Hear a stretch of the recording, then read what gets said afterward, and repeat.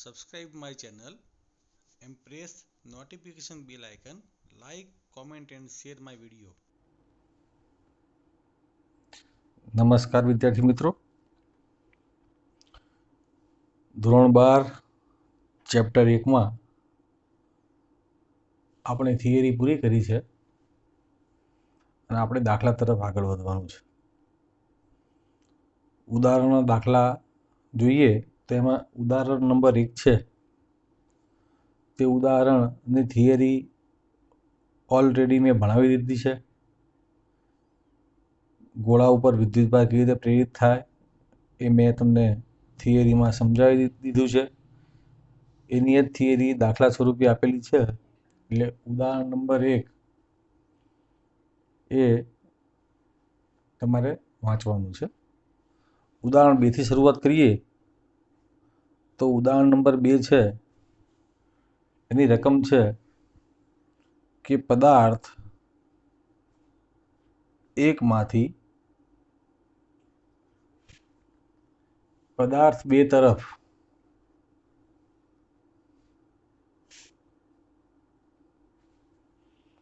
પ્રતિ સેકન્ડે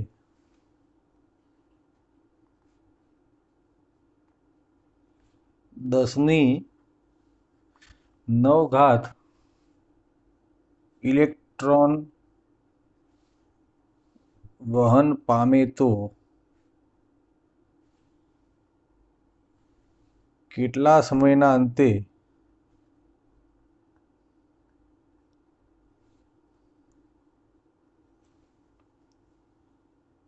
પદાર્થ 2 પરનો વિદ્યુતભાર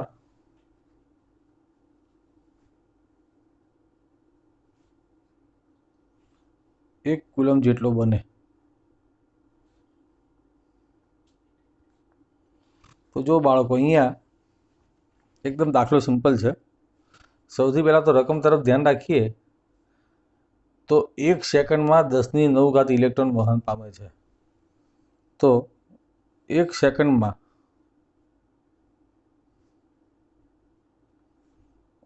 વહન પામતા ઇલેક્ટ્રોનની સંખ્યા બરાબર કેટલા? તો 10⁹. હવે જો આગળ વાંચીએ તો કેટલા સમયના અંતે પદાર્થ 2 પરનો વિદ્યુતભાર 1 કુલમ બને, એટલે કે આ જે 1 કુલમ વિદ્યુતભાર બનાવવાનો છે મેં તમને થિયરીમાં શીખવાડી દીધું છે, બરોબર છે, કે 1 કુલમ પરનો વિદ્યુતભાર હોય અથવા 1 કુલમ જેટલો વિદ્યુતભાર હોય તો તેમાં વિદ્યુતભારોની સંખ્યા કેટલી હોય એ મેં શીખવાડ્યું છે. છતાં પણ ફરીથી જોઈ લઈએ એકવાર કે 1 ઇલેક્ટ્રોનનો વિદ્યુતભાર કેટલો? તો 1 ઇલેક્ટ્રોન બરાબર કેટલા? તો 1.6 10⁻⁹ કુલમ. તો અહીંયા હું આને 1 કુલમ વડે ગુણી નાખું તો 1 કુલમ બરાબર કેટલા? તો 1 ભાગ્યા 1.6 10⁻⁹ ઇલેક્ટ્રોનની સંખ્યા આવે. તો 1 કુલમ બરાબર અહીંયા આવશે. તો આ ગણતરી તમે કરશો જે ઓલરેડી મેં કરાવેલી છે, તો 0.625 10⁻⁹ જેટલા ઇલેક્ટ્રોન આવે. તો 1 કુલમ બરાબર તો 6.25 10⁻18 ઇલેક્ટ્રોન આવે. 10⁻18 ઇલેક્ટ્રોન આવે. બસ હવે સિમ્પલ 83 મૂકવાની છે. 83 કેવી રીતે આવશે? તો 10⁹ ઇલેક્ટ્રોન કેટલા સમયમાં વહન પામે? 1 સેકન્ડ. 10⁹ માટે કેટલો સમય? 1 સેકન્ડ. તો આટલા ઇલેક્ટ્રોનની સંખ્યા માટે કેટલો સમય? 83 મૂકી દો. તો 83 મૂકી દઈએ કે 10⁹ ઇલેક્ટ્રોન માટે લાગતો સમય 1 સેકન્ડ. તો આ રકમ મૂકો કે આ રકમ મૂકો, આ રકમ મૂકી દઈએ તો સરળતા પડશે. તો 0.625 10⁻19 ઇલેક્ટ્રોન માટે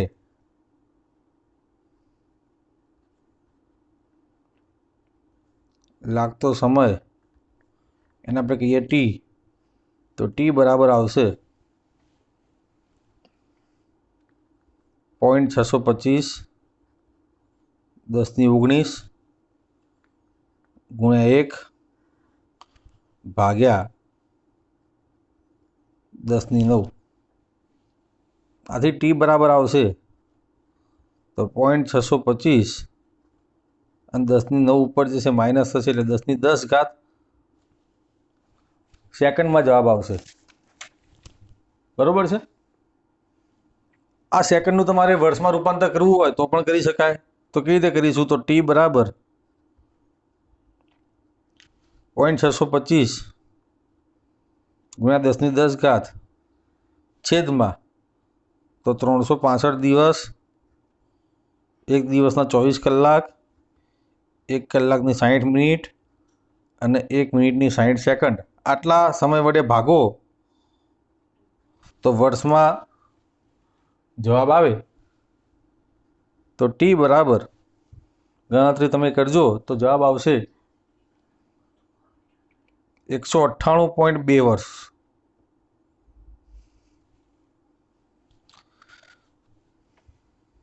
કેટલા વર્ષ? 198.2 વર્ષ, લગભગ 200 વર્ષ લાગે એક પદાર્થમાંથી બીજા પદાર્થ પર. હવે જો એક સેકન્ડમાં કેટલા ઇલેક્ટ્રોન જાય 10⁹, એ લગભગ 1 ગીગા જેટલા ઇલેક્ટ્રોન એક પદાર્થ પરથી બીજા પદાર્થ ઉપર જાય, છતાં પણ ફક્ત બીજા પદાર્થ પરનો વિદ્યુતભાર 1 કુલમ થવા માટે સમય કેટલો લાગે? તો 200 વર્ષ લાગે છે. એનો મતલબ એવો થયો કે 1 કુલમ ઘણો બધો મોટો એકમ કહેવાય વિદ્યુતભારનો. બરોબર છે. ઓકે, હવે ઉદાહરણ નંબર 3 જોઈએ. ઉદાહરણ નંબર 3 જોઈએ. તો ઉદાહરણ નંબર 3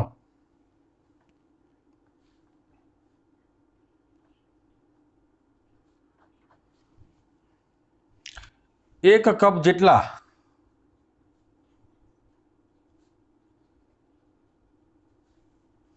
પાણીના જથ્થામાં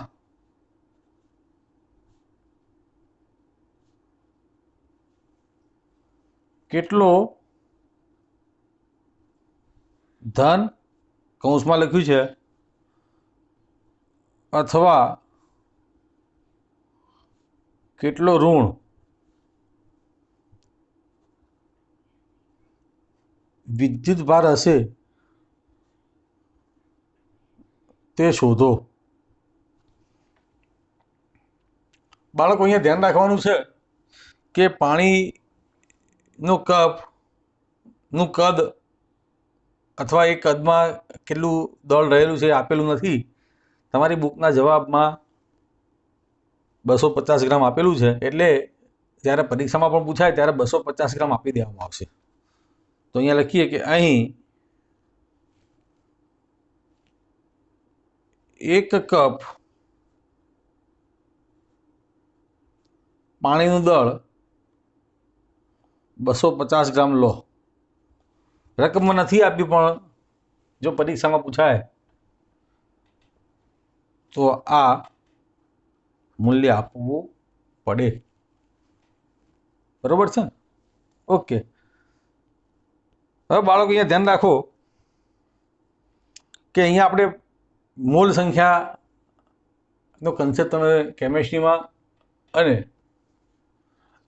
ફિઝિક્સમાં પણ ભણ્યા છો. મોલ સંખ્યા મ્યુ એટલે શું? તો મ્યુ બરાબર શું આવશે? તો N/Na. આ સૂત્ર તમે ભણ્યા છો, અથવા તો M/m0. બરોબર છે ને? આ ગ્રામ ભાર જેટલું દળ હોય તો એમાં પરમાણુની સંખ્યા એવોગેડ્રો જેટલી હોય. આ તમે ભણ્યા છો. બરોબર છે. ઓકે, હવે લખીએ પાણીના એક અણુમાં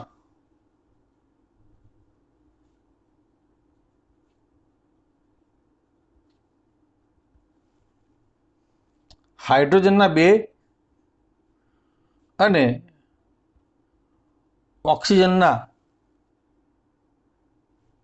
ઓક્સિજનનો એક અણુ હોય, અણુ અથવા પરમાણુ, આથી કુલ બે હાઇડ્રોજનના 2 પ્રોટોન વત્તા ઓક્સિજનના 8 પ્રોટોન બરાબર 8 વત્તા 2 10 પ્રોટોન અને હાઇડ્રોજનના 2 ઇલેક્ટ્રોન અને ઓક્સિજનના 8 ઇલેક્ટ્રોન, એટલે કે 10 ઇલેક્ટ્રોન આવેલા હોય છે. હવે જો બાળકો તમને કન્સેપ્ટ ક્લિયર થશે. પાણીના એક અણુનો ગ્રામભાર કાઢીએ તો એક અણુના ગ્રામભારમાં કેટલા ઇલેક્ટ્રોન? 10. તો 83 મૂકી દેવાની કે 250 ગ્રામમાં કેટલા ઇલેક્ટ્રોન? બરોબર. જે ઇલેક્ટ્રોનની સંખ્યા આવે તેને એક ઇલેક્ટ્રોનના વિદ્યુતભાર વડે ગુણી નાખો તો કુલ વિદ્યુતભાર મળી જાય. બરોબર છે, સિમ્પલ છે. હવે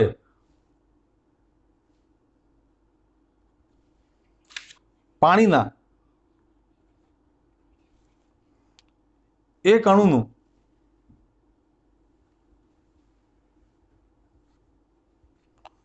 મોલર દળ બરાબર કેટલું આવે? તો એને આપણે કહીએ m0.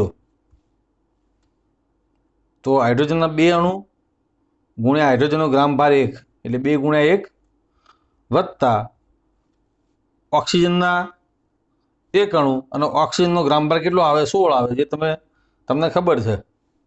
એટલે કુલ થઈને કેટલા આવશે? 18 ગ્રામ પ્રતિ મોલ આવે. 18 ગ્રામ પ્રતિ મોલ આવે.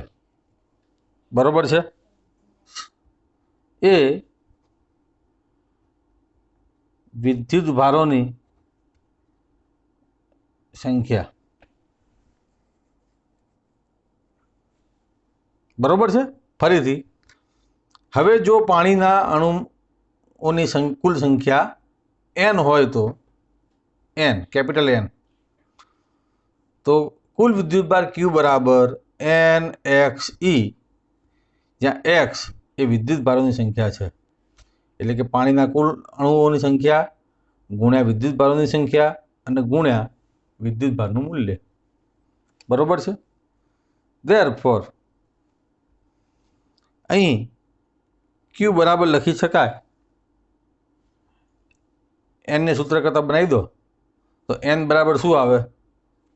તો n બરાબર આવશે m/m0 મલ્ટીપ્લાય na. તો m/m0 મલ્ટીપ્લાય na ગુણ્યા x ગુણ્યા e ગુણ્યા x ગુણ્યા e. બરોબર છે ને? આથી Q બરાબર, ચાલો m કેટલા? તો m આપે છે 250 ગ્રામ. m0 કેટલા? તો 18. એવોગેડ્રો અંક કેટલો? તો એવોગેડ્રો અંક તો જાણીએ જ છે કે 6.02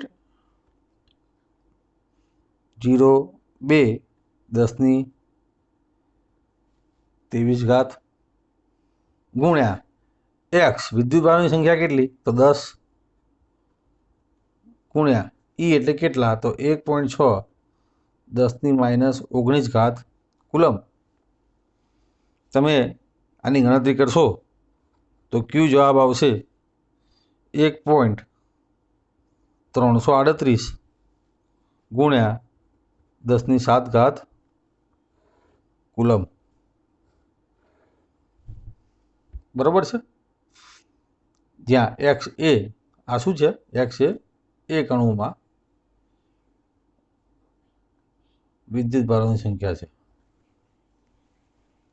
બરોબર છે. ઓકે.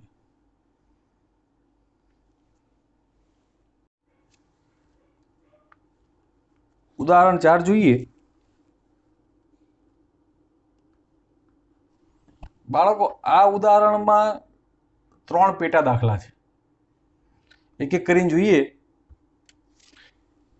કે આપેલા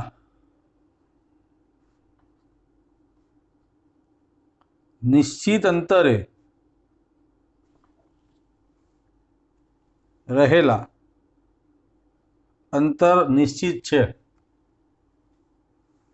પેટા દાખલો નંબર 1, એનો પહેલો ભાગ ઇલેક્ટ્રોન અને પ્રોટોન વચ્ચે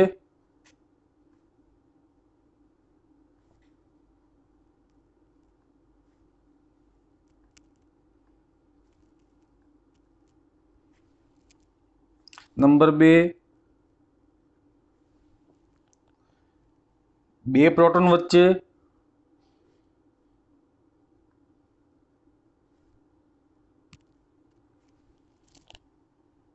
લાગતા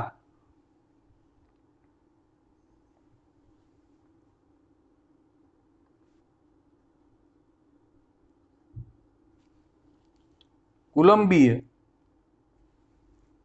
બળ અને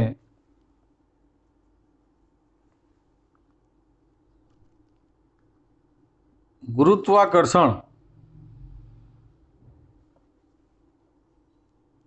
બળના માનાંકો એટલે કે મૂલ્યોનો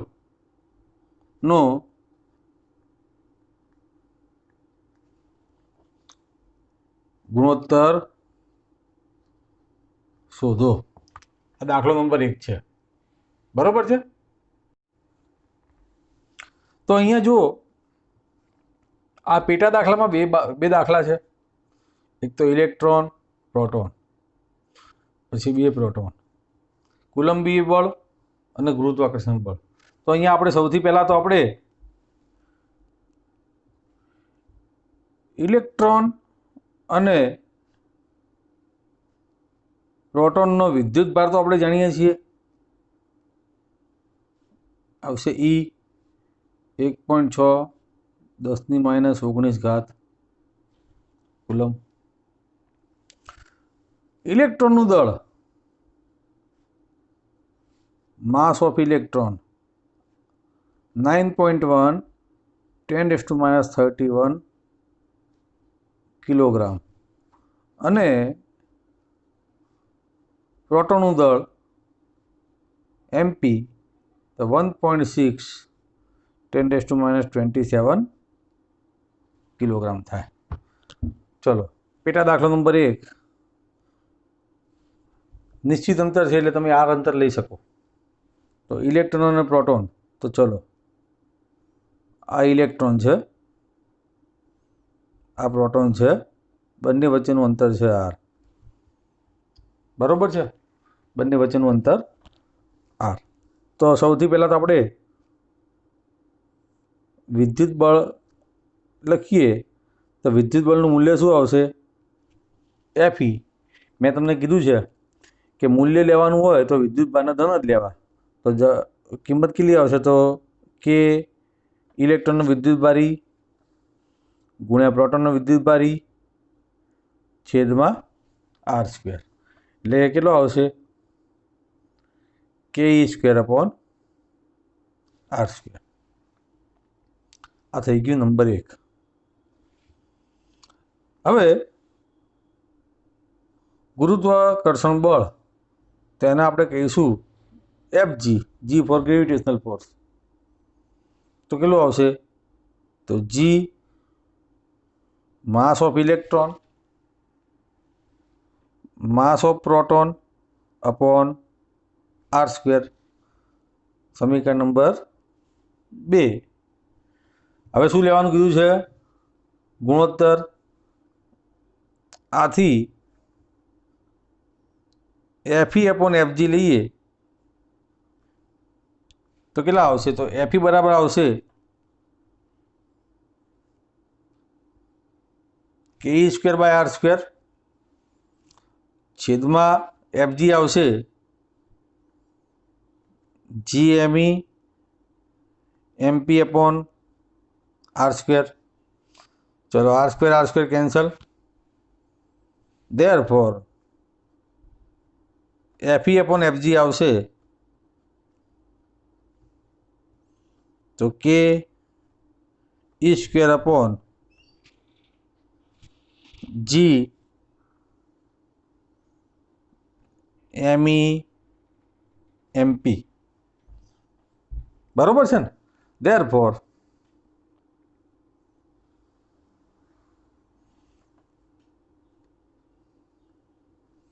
FE अपॉन FG आवशे।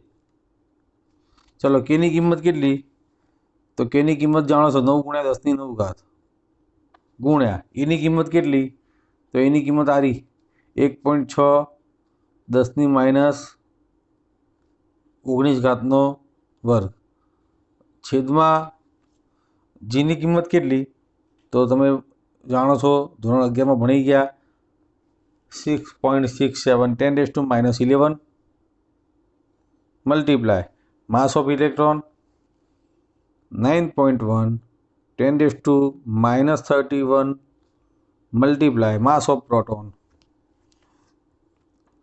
1.6 10⁻27।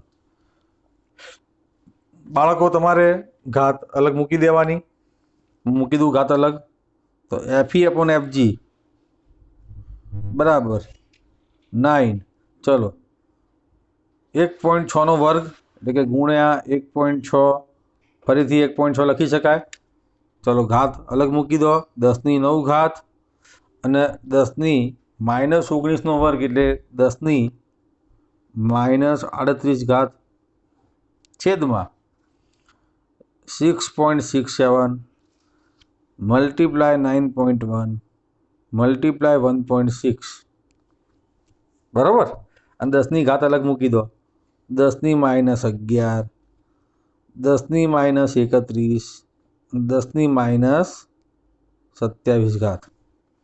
હવે જો બાળકો 1.6 ડાયરેક્ટ ઉડી જાય તો તમારે શું કરવાનું રહે, 9 ગુણ્યા 1.6 ભાગ્યા 6.67 ફરીથી કેલ્ક્યુલેટરમાં ભાગ્યા 9.1 આટલું કરશો। દેયરફોર જવાબ આવશે FE ભાગ્યા FG બરાબર આવશે, ફાઇનલ આન્સર લખું છું 2.273 અને 10 ની 39 ઘાત આવશે। તમે આ ગણતરી કરજો અને આ ઘાતો પણ મેળવજો તો આ જવાબ આટલો આવશે। તો આ વાત થઈ ઇલેક્ટ્રોન અને પ્રોટોન વચ્ચે લાગતા વિદ્યુત બળ અને ગુરુત્વાકર્ષણ બળના ગુણોત્તરની। એ જ રીતે દાખલો નંબર જે 2 છે પેટા વિભાગ એ પણ આ જ રીતે કરવાનો છે। ફેર કેટલો પડશે કે અહીંયા ઇલેક્ટ્રોન પ્રોટોન હતા એની જગ્યાએ અહીંયા શું હતા આવશે 2 પ્રોટોન આવશે, એટલે કે આ પણ પ્રોટોન આવશે અને આ પણ પ્રોટોન આવશે।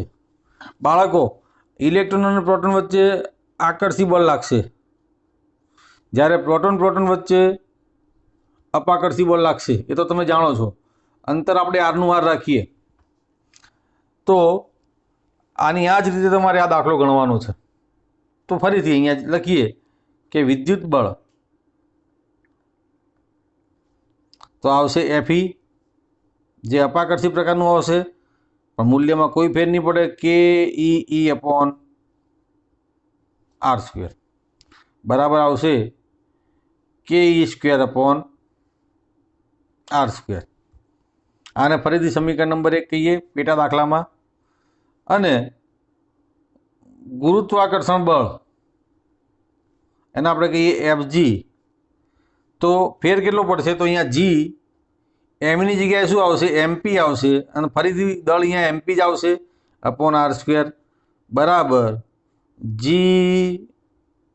MP नो स्क्वेर अपॉन आर स्क्वेर। समीकरण नंबर 2 आथी FE अपॉन FG लखीए तो FE अपॉन FG बराबर तो KE स्क्वेर બરાબર છે ને, અને આર સ્ક્વેર ઉડી જશે એટલે ડાયરેક્ટ લખી દઉં છું GMPનો સ્ક્વેર. ધેરફોર FE/FG બરાબર 9 ગુણ્યા 10⁹ ગુણ્યા 1.6 10⁻19 વર્ગ છેદમાં G એટલે 6.67 10⁻11 અને માસ ઓફ પ્રોટોન MP એટલે ફરીથી 1.6 10⁻27 વર્ગ. જો બાળકો FE/FG એટલે કે વિદ્યુત બળ અને ગુરુત્વ બળનો ગુણોત્તર કેટલો આવશે? તો 9 ગુણ્યા 10⁹. હવે જુઓ 1.6 વર્ગ અને 1.6 વર્ગ ઉડી જશે એટલે ડાયરેક્ટ અહીંયા બાકી રહેશે 10⁻38 અને છેદમાં બાકી રહેશે 6.67 10⁻11 અને 1.6 વર્ગ તો ઉડી જ ગયો છે એટલે 10⁻54 બાકી રહેશે. આ ગણતરી તમે કરશો તો FE/FG આવશે.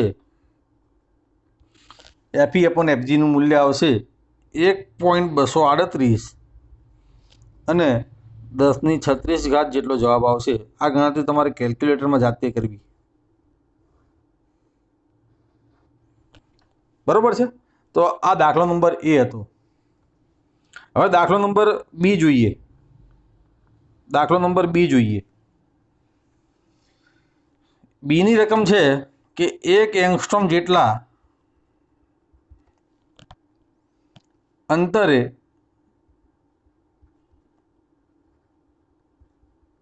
ઇલેક્ટ્રોન અને પ્રોટોન વચ્ચે પારસ્પરિક રીતે લાગતા વિદ્યુતીય બળને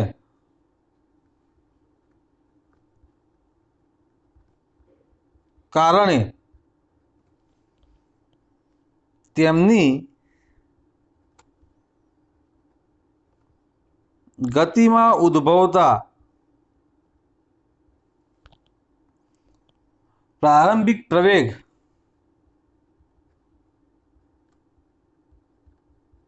ના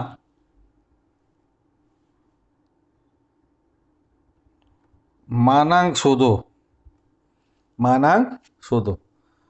બરોબર છે ને. હવે જો આ દાખલો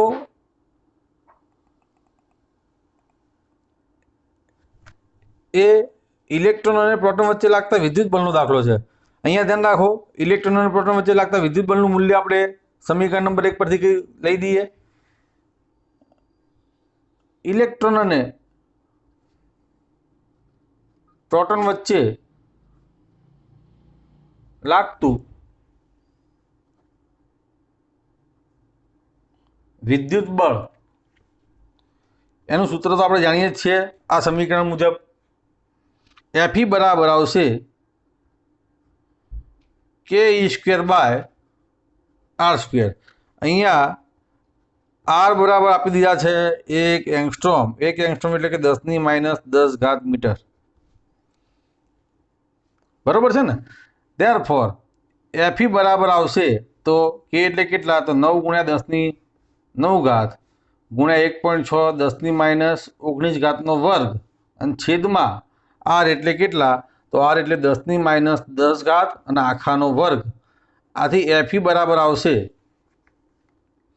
9 ગુણ્યા 1.6 ગુણ્યા 1.6. બરોબર છે ને. 1.6 વર્ગ 10⁻9 10⁻19 એટલે -38 છેદમાં 10⁻20 આવે. ધેરફોર આ વિદ્યુત બળનું મૂલ્ય એ મૂલ્ય તમે કેલ્ક્યુલેટરમાં ગણજો. હું લખી દઉં છું ડાયરેક્ટ 2.304 અને 10⁻8 ન્યૂટન આવે. આ વિદ્યુત બળનું મૂલ્ય ઇલેક્ટ્રોન અને પ્રોટોન વચ્ચે લાગતા એક એંગસ્ટ્રોમ અંતર વચ્ચે હોય ત્યારે લાગતા વિદ્યુત બળનું મૂલ્ય આટલું આવે. આ બળનું મૂલ્ય ઇલેક્ટ્રોન અને પ્રોટોન પર સરખું જ લાગે. બરોબર છે ને. ધેરફોર ઇલેક્ટ્રોન પર લાગતું બળ અને પ્રોટોન પર લાગતા બળના મૂલ્ય સમાન જ હોય. ધેરફોર ઇલેક્ટ્રોન પર લાગતા બળને ગણીએ તો ઇલેક્ટ્રોન પર લાગતું બળ એના આપણે એફઈ જે આનું આ જ લાગે બરાબર શું આવશે તો ઇલેક્ટ્રોનનું દળ ગુણ્યા ઇલેક્ટ્રોનમાં ઉદ્ભવતો પ્રવેગ બરાબર આવશે 2.304 આ મૂલ્ય આવશે 10⁻⁸ આથી ઇલેક્ટ્રોનનો પ્રવેગ એ બરાબર આવશે 2.304 10⁻⁸ અને છેદમાં ઇલેક્ટ્રોનનું દળ અહીંથી લેવાનું 9.1 10⁻31. આ ગણતરી તમે કેલ્ક્યુલેટરમાં કરશો તો જવાબ આવશે 2.532 અને 10⁻22 મીટર પ્રતિ સેકન્ડનો વર્ગ. આટલો જવાબ આવશે. ઇલેક્ટ્રોનમાં ઉદ્ભવતો પ્રવેગ, ઇલેક્ટ્રોનનું દળ ઓછું હોય પ્રવેગ મોટો હોય. એ જ રીતે પ્રોટોન પર લાગતું બળ એ પણ આના જેટલું જ હોય. આથી પ્રોટોન પર લાગતું બળના પણ એફી કહીએ પરંતુ એનું મૂલ્ય કેટલું આવશે તો એમપી ગુણ્યા એપી. એપી એટલે પ્રોટોનમાં ઉદ્ભવતો પ્રવેગ 2.304 10⁻⁸. આથી એપી બરાબર આવશે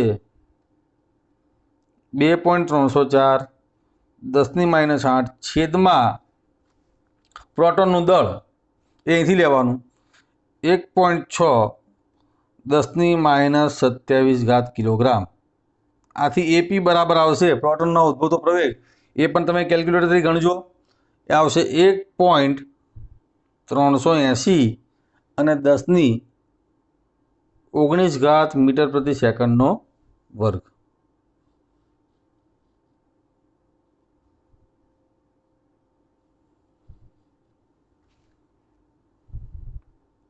બરોબર છે ને? તો આ દાખલો ઉદાહરણ નંબર 4 આપણું અહીંયા પૂરું થયું. બાળકો ધ્યાન રાખજો દાખલો એક જ હોય છે પણ એક જ દાખલામાં આપણે 1 2 3 કુલ થઈને 3 દાખલા ગણ્યા. Okay thank you.